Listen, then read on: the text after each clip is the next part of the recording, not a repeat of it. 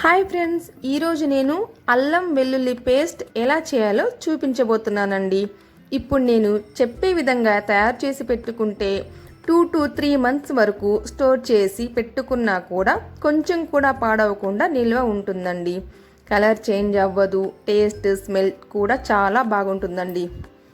వంటల్లో వేసుకునేటప్పుడు అప్పటికప్పుడు తయారు చేసి వేసుకుంటున్నాము అన్నట్లుగానే ఉంటుందండి.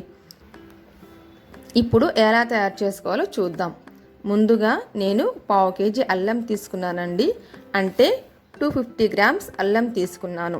దీనికి సరిపడా వెల్లుల్లి తీసుకోవాలి. అంటే 1/2 kg అల్లం, 1/2 kgలో సగం వెల్లుల్లి అంటే 125 grams, అంటే 125 గ్రాములు వెల్లుల్లి తీసుకున్నాను. ఇప్పుడు ఈ రెండింటిని శుభ్రంగా ఒలిచేసి వాటర్తో బాగా కడిగేసుకోవాలండి. అల్లంకి మట్టి ఎక్కువగా ఉంటుంది కదండి, కాబట్టి శుభ్రంగా మట్టి మొత్తం పోయేలాగా కడిగేసుకొని అల్లంని చిన్న చిన్న ముక్కలుగా కట్ చేసుకున్నాను. ఇప్పుడు ఈ రెండింటిని ఒక కాటన్ క్లాత్తో శుభ్రంగా తుడుచుకోవాలి.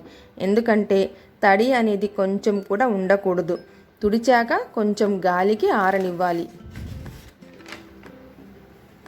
ఇప్పుడు మిక్సీ జార్లో అల్లం ముక్కలు, వెల్లుల్లి రెండు వేసి ఒకసారి మిక్సీ పట్టాలి. చూడండి, కచ్చా వచ్చాగా అయింది కదా.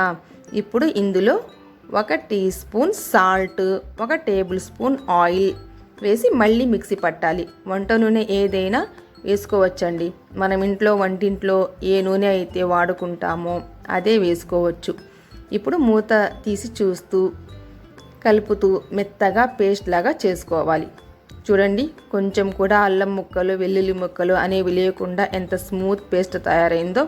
కలర్ కూడా చాలా బాగుంది కదండి. ఇప్పుడు ఒక డబ్బాని తీసుకొని